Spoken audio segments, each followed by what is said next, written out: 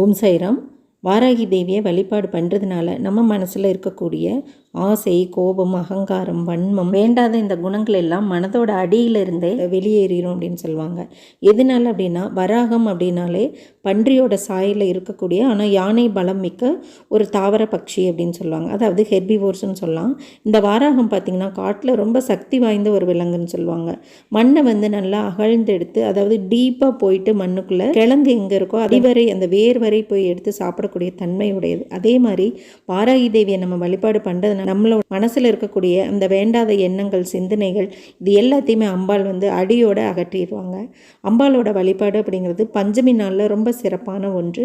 வாராகி தேவியை வழிபாடு பண்ணுறதுனால எதிரிகளோட தொல்லையும் வேரோடு நீங்கும் அப்படின்னு சொல்லுவாங்க.